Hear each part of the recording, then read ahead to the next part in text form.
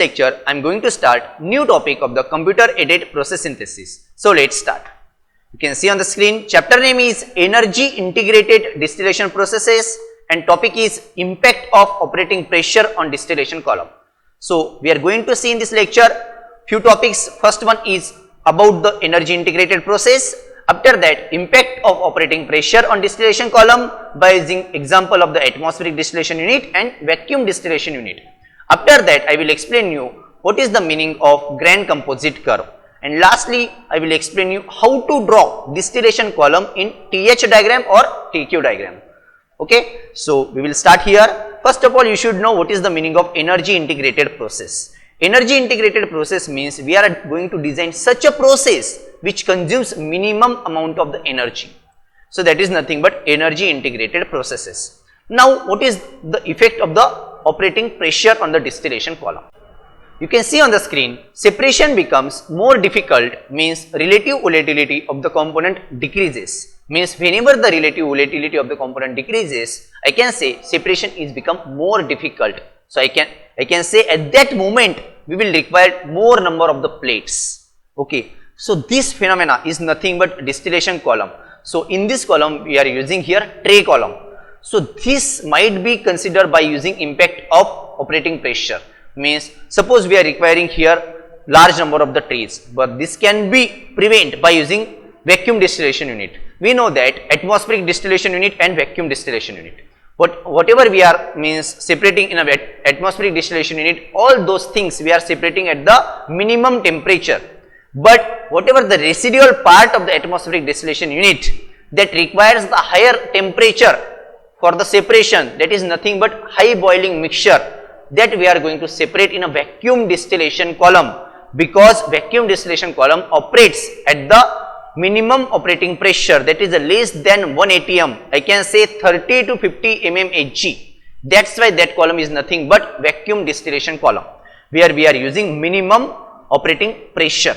So we are minimizing here pressure, so ultimately its boiling point also minimizes because we are operating here vacuum operation. So whatever the high boiling mixture is there, we can separate that mixture as minimum temperature and minimum pressure.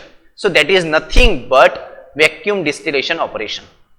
So this is nothing but impact of operating pressure in distillation column. I am repeating, suppose there is the distillation column, we are separating the components, liquid component in the distillation column by using temperature. Okay, so at minimum temperature whatever component we are separating, okay, by using distillation column, that is the normal distillation column.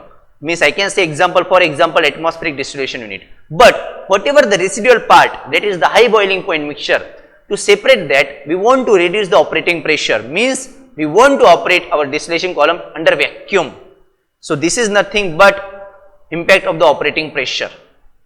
Now you can see, because of the modification of the column, cost changes. Means if we are not using vacuum distillation column and if we are providing the large number of the plates in the previous distillation column, so ultimately cost of the distillation column increases.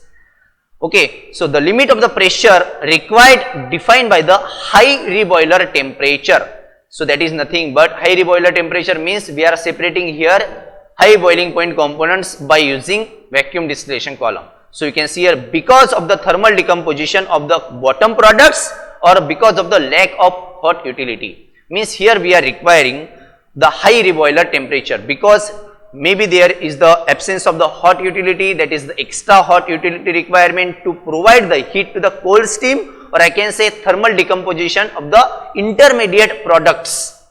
Okay, so for that purpose we can use here excess amount of the hot utility, so we can reduce the excess amount of the temperature in the reboiler. So you can see here now, so column pressure of the distillation is the key design variable because it determines the temperature level in a reboiler and condenser. Okay, we know that condenser and reboiler both are the heat exchanger. So column pressure of the distillation column is a very important parameter because whenever there is the pressure is minimum, I can say we can treat the high boiling point mixture. Whenever there is the pressure is high in nature, high is the amount, so I can say we can operating our distillation column at the minimum temperature or intermediate temperature. So this is the effect of the operating pressure on the distillation column. And you can see here It means it provides the extra utility requirement. Means whenever we want hot utility for the cold streams, hot utility for the cold streams and cold utility for the hot streams, that is nothing but extra utility requirement for the distillation column. So to avoid this, we can operate our distillation column under vacuum.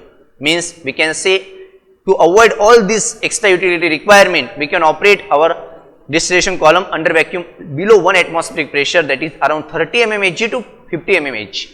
So by using this operating pressure, that is nothing but impact of operating pressure on distillation column, we can operate various liquid mixture in a distillation column in various operating conditions.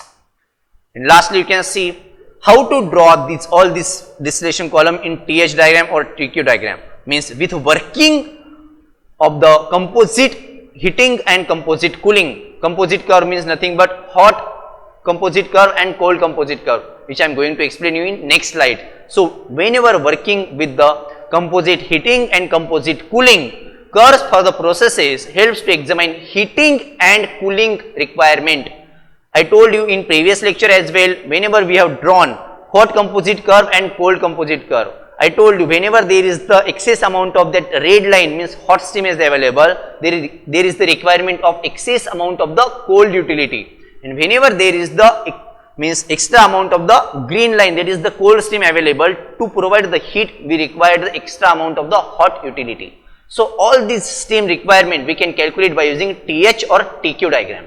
So before that, you should know how to draw distillation column in a TH or TQ diagram. I will explain you in next slide about those things. So this is all about impact of operating pressure on distillation column. I am repeating, if you want to separate high boiling point mixture in distillation column, you will operate your distillation column under vacuum, means at below 1 atmospheric pressure, that is nothing but vacuum condition. Now you can see this is the distillation column, which is consists of the condenser and reboiler, and this is the flow rate, that is the F is the flow rate for the feed. HF is nothing but heat associated with the feed. After that, D is nothing but this is the flow rate for the distillate, and HD is nothing but heat associated with the distillate, and B is nothing but bottom product, and HB is nothing but heat associated with the bottom product. So you can see below is nothing but that is the reboiler, and above that is the condenser. Now how to draw this column in TQ diagram or TH diagram? TQ diagram and TH diagram both are the same. Now how to draw this diagram we are going to see next slide, but before that you should know how to write material balance for this figure. You can see here material balance for this figure is nothing but inlet minus outlet stream. So inlet stream is FHF, this is the overall balance. So F into HF minus D into HT, means distillate stream and bottom stream are separated, bifurcates from the feed stream. So F into HF minus D into HD minus B into HB plus Q reboiler, means we are providing here heat by using reboiler and we are removing heat by using condenser. That's why we are adding here heat from the reboiler and removing the heat from the condenser. So FHF minus DHD minus BHB plus Q reboiler minus Q condenser is equal to 0. So this is the material balance for this figure. Now we will see few conditions related to this figure. You can see here, this is the material balance for this figure, means we have seen this figure in a previous slide as well for the distillation column. Now we will see condition for the saturated liquid. Saturated liquid means I told you in mass transfer operation as well that for saturated liquid Q is equal to 1. So you can see here, now this is the temperature conditions for the saturated liquid, that T condenser is less than feed temperature is less than the T reboiler, means maximum temperature available in the reboiler section, that is nothing but heat exchanger, and minimum temperature also available in the T condenser, condenser also acting as the heat exchanger.